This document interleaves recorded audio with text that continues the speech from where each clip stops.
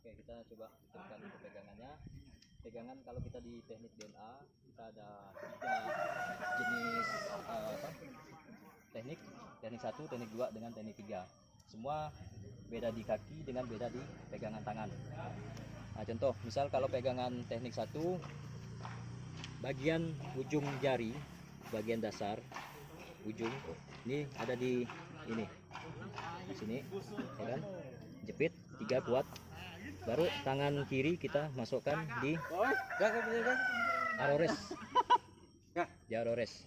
Oh boleh, silakan Pak. Oke ya, udah semua. Nah terus jempolnya, telunjuknya kita tekan di belakang nih. Jadi ini paten. Jadi kalau kita misal dari awal pegang, asal ini udah kena, yang lain tinggal nyesuaikan. Itu pegang 1. Pegangan 1. Ada arrow semua kah? Ada arrow.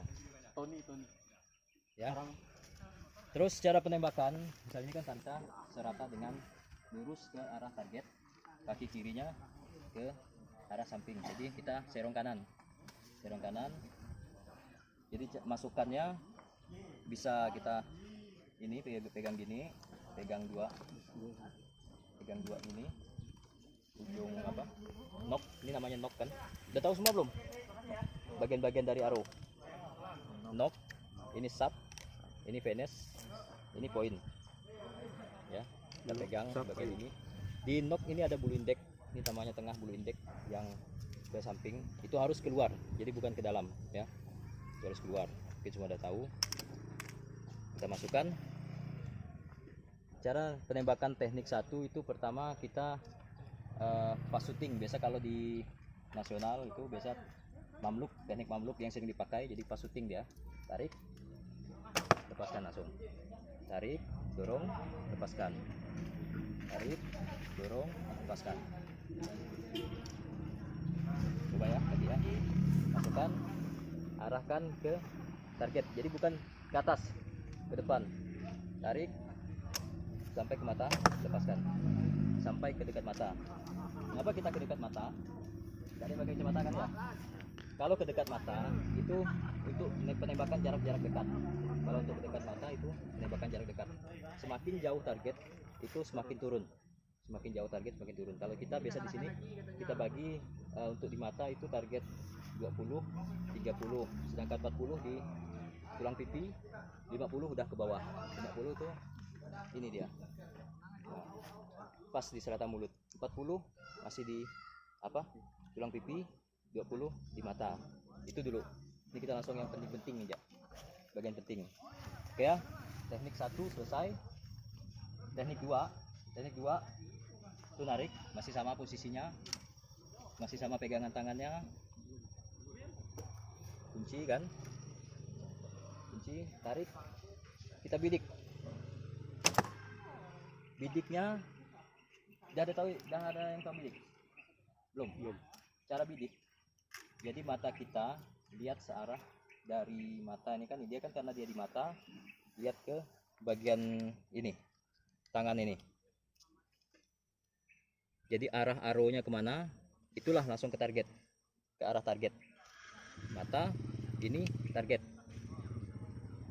Mata ini arrowres namanya. Bagian sini bagian arrowres. Mata arrowres target. Jadi kita kan bisa lihat waktu kita tarik kemana arah arrow tuh larinya. Disitulah kita bidik.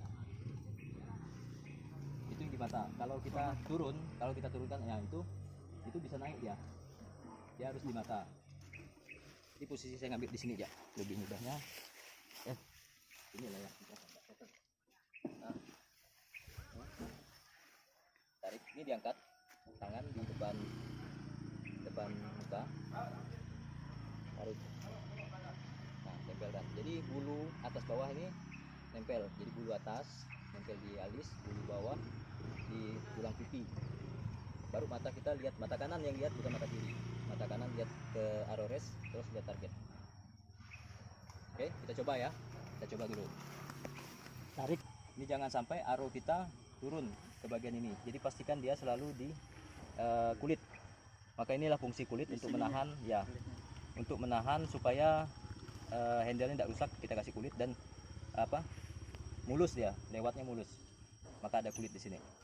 Maka kita pertahankan jempol kita di arores ini, di kulitnya ini. Kalau dia turun, naikkan, pastikan dia tetap di sini. Tebakan kedua, kalau dia turun, naikkan lagi, pastikan dia tetap di tengah, jangan sampai dia ke bawah. Itu yang perlu kita jaga. Kalau dia udah ke bawah gini, itu pasti ke bawah hasilnya, dan larinya pun tidak mulus, dia bisa nyangkut. Nah, posisi tangan nih jangan sampai kayak gini dia. Kalau kayak gini itu bisa ke kiri dia. Jadi pastikan tidak ada halangan. Namanya satu aro, kalau dia lesatan dia itu jangan sampai kita menghalangi pakai tangan, jari kita. Pertama jari kita bisa cedera, terus hasilnya pasti tidak bagus. Maka kita seminimal mungkin ada halangan aronya. Maka ini langsung lewat, tidak ada halangan dia. Itu yang diperhatikan. Jempol dimasukkan, terus tahan, tutup pakai telunjuk untuk kunci. Ya. Oke ya. Jadi kita melepaskan satu lagi, kita waktu melepaskan anak panah itu bukan kita lepas buka, bukan, tapi biarkan dia terlepas dengan sendirinya. Contoh, kita tarik, set, kita kasih dorongan, lepas dengan sendirinya. Jadi kita hanya melonggarkan. Hanya kita yang bisa ngerasa waktu dia lepas sendiri atau kita lepas. Kalau kita lepas biasanya posisinya yang jadi masalah waktu kita lepas udah narik panjang gitu, kita ngelepas nih, buang nyet katanya, buang ke depan. Ini waktu sepanjang ini kita ngelepas di sini, jadi dia lepasnya di jarak ini, bukan di jarak ini lagi. Nah, semakin pendek dia tarikannya, ini kan panjang, kalau lepas segini berarti kan pendek kan, dia LBS yang keluar itu tidak maksimal. Semakin rendah LBS yang keluar itu bisa semakin ke bawah, bisa semakin ke kanan. Tuh, semakin tinggi kita narik, semakin panjang. Kalau antara spin aro dengan busur sesuai, dia tetap ke tengah larinya, asalkan bidiknya betul. Nah, jadi itu kuncinya. Terkesan kaku otomatis ke kanan. Semakin lentur aro, semakin ke kiri. Semakin kaku aro, semakin ke kanan. Yang sebab aro kaku karena tarikan kita pendek. Semakin panjang berarti semakin kuat hantaran dorongan dia bisa semakin ke kiri. Tuh. Jadi kalau dia ke kanan berarti kurang dorongan dia, busurnya itu kurang dorongan. Jadi makanya dia lari ke kanan. Kalau laju dia bisa ke kiri lagi. Tapi kalau dia antara busur dengan anak panah itu belen imbang, kayak ini 35, ininya 700, tarik kuat-kuat pun dia tetap ke kuning, tetap ke tengah, dia tidak akan ke kiri lagi. Nah, gitu. Kecuali kalau kita pakai yang agak lentur lagi dari ini, kita tarik panjang full, bisa ke kiri dia. Nah, kayak ini tarik, set, dorong ke bawah. Jadi untuk mencegah dia tuh naik, karena waktu kita rilis itu ini kan ke belakang, kalau ini nahan dia akan naik teng katanya. Tapi kalau ini dorong, ini lepas, imbang, maka dia bisa lari ke tengah. Itu proses rilis. Ini arahkan ke depan, jadi jangan narik dari sini.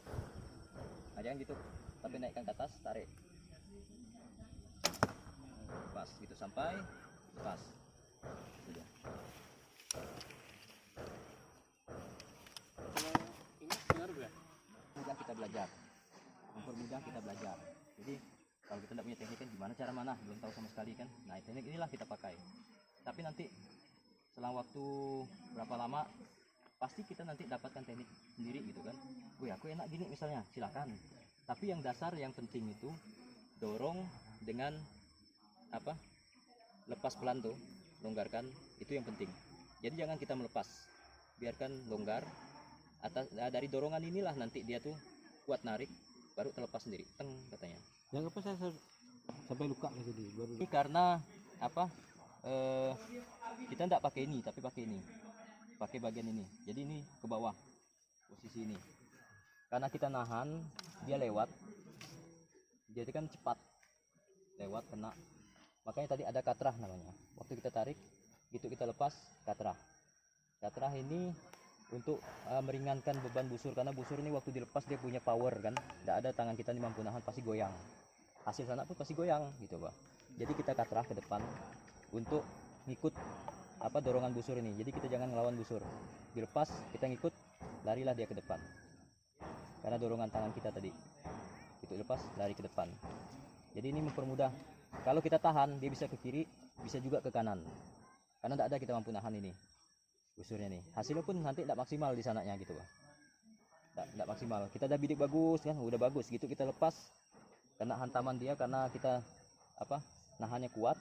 Gitu di sini ada beban mampu kita nahan nih. Gitu lepas bebannya terbawa tangan kita. Dia akan ke kiri. Gitu. Kalau tarikan kita dari awal panjang, langsung kita maju melepaskannya, bukan terlepas, dia akan ke kanan. Itu dia rumusnya. Kalau tangan kita tidak kuat, kita buang ke kiri, itu larinya ke kiri. Kalau kita ngelepas bukan terlepas, dia ke kanan. Itu jak dipegang. Kalau tadi ada yang ke kanan, berarti kita ngelepas. Ngelepas bukan di sini, tapi mungkin dari depan. Lepas set katanya. Jadi awalnya tarikan segini, kita ngelepasnya di sini. Dia akan kaku. Kekurangan energi untuk dorong maksudnya. Jadi aronya kekurangan energi, akhirnya dia lari ke kanan. Kenapa? Dia kan waktu lewat membentur ini handle nih, karena dia kekurangan energi, dia ngalah, akhirnya terbuang ke kanan, gitu Bah, logikanya. Itu dia masalahnya. Jadi bukanya dari sini. Ya, bukanya harus sini, dan bukanya itu pun kita apa? Narik terus. Jadi waktu kita mau bukanya tuh narik sambil dorong, dinarik ini dorong. Dalam keadaan aronya tuh ketarik set, gitu kan sampai segini, baru kita lepas. Dalam keadaan dia masih narik. Itu kalau pas syutingnya, nembak cepat maksudnya. Jangan waktu tarik set, bidik lama, ujung-ujung maju dilepaskan ke kanan dah dia. Karena dia udah kekurangan daya dorong. Karena dia udah maju sedikit. Nah itu tadi teknik pas syutingnya ya. Kalau yang untuk ground, nah ini kan kita bagi dulu nih. Ada yang nembak cepat dengan ground. Apa bedanya? Kalau untuk pas shooting itu biasa kita gunakan untuk apa? Horseback archery atau nembak menggunakan kuda. Itu kita menggunakan teknik satu tarik, sambil jalan pun kita bisa tarik nembak gitu kan. Nah, tapi kalau ground yang kita mainkan ini tadi ini ground. Teknik ground itu kita gunakan teknik 2. Sama, pegangannya sama, posisi sama. Nah, yang tadi. Jadi dia tarik, bidik dulu. Tarik, kontrol, bidik dulu. Dorong. Nah. Tarik, bidik, dorong. Tarik, bidik, dorong. Ya. Itu yang paling penting. Kita jangan lihat hasilnya, tapi nanti kalau udah di sana, ini penting nih. Kalau kita udah nembak di sana, kita jangan cari, aku bisa nembak kuning, aku kena kuning, yang lain hitam, misalnya kan. Tapi aku kuning satu, bukan itu yang kita cari. Bisa jadi teknik kita yang kena kuning itu salah gitu kan. Jadi kita cari grouping, Ngumpul. ya ngumpul. Kalau anak panah tuh grouping satu titik, tik. Groupingnya di jam 3, padahal kita nembak kuning, ya kan? Jam 3 tahu kan? Jam 3 putih. Jam 3 hitam misalnya. Kita nembak jam 3 hitam. Padahal kita nembak kuning. Solusi nembak kuning gimana caranya? Biar bisa kena kuning. Bangsi. Nembak hitam. Jam 9. Dia akan jatuh di kuning. Ya. Kalau misal jatuhnya di jam 1 hitam, berarti kita nembak jam berapa? Berarti kita untuk nembak kuning nembak jam berapa? Misal kita nembak kuning jatuh di jam 1 hitam. Berarti kalau untuk nembak kuning kita nembak jam berapa? Nih, jam 7 atau jam 8 hitam kan? Nah gitu. Nah ini nembak kuning kena ini. Berarti untuk nembak kuning harus jam berapa? Jam 6. Berarti di sini kita nembak. Untuk nembak kuning. Tadi yang ngerasa nembak ke kanan, bidiknya di mana? Di kuning kah? Kuning. Coba nembak di sebelah sini. Masuk enggak kira-kira? Tapi tekniknya harus sama. Jangan berubah. Yang kita gunakan tadi